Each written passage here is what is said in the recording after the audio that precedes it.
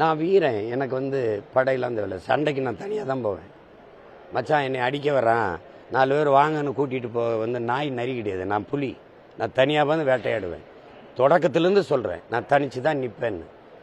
கோழைக்கு தான் கூட்டத்தோடு நிற்கணும். கூட்டத்தோடு நிற்கிறவனுக்கு வீரமும் துணிவும் தேவையில்லை. தனித்து நிற்கிறவனுக்கு தான் வீரமும் துணிவும் தேவை.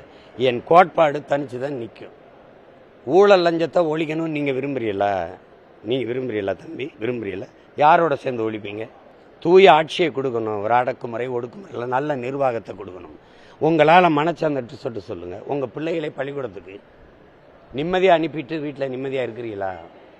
உங்கள் மனைவி, உங்கள் அம்மா, உங்கள் தங்கச்சி இருக்க முடியுதா? சொல்லுங்கள். வெளியிலிருந்து வர்றானா? படிப்பிக்கிற ஆசிரியரே பாலியல் தொல்லைக்கு ஆளாக்குறாங்க. மனநோயாளி, மனநலம் பாதிக்கப்பட்ட பெண்ணை பல பேர் சேர்ந்து வன்புணர்வு செஞ்சுருக்காங்க. சமூகம் எங்கே போயிட்டு இருக்குன்னு பாருங்க. தானியில் ஆட்டோவில் போக முடியல, ட்ரெயினில் போக முடியல, பேருந்தில் போக முடியல, பள்ளிக்கூடம் போக முடியல, பல்கலைக்கழக வளாகத்தில் படிக்க முடியல. எதுக்கு அந்த காவல்துறை அதிகாரி அலுவலகத்தை தீ வச்சு கொளுத்துனீங்க? யார் பேசுவா? 41 பேரை இடஒதுக்கீடு முறையை கடைப்பிடிக்காம பணி நியமனம் செஞ்சுட்டாங்க. பயிற்சிக்கு போன பிறகு அதுக்கப்புறம் தெரிய வழக்கு போட்ட பிறகு நீதிமன்றம் சொன்னவொன்னே அவசரமாக அந்த 41 பேரை எடுத்துட்டு வேறவங்களை தேர்வு செஞ்சு அனுப்பியிருக்கு.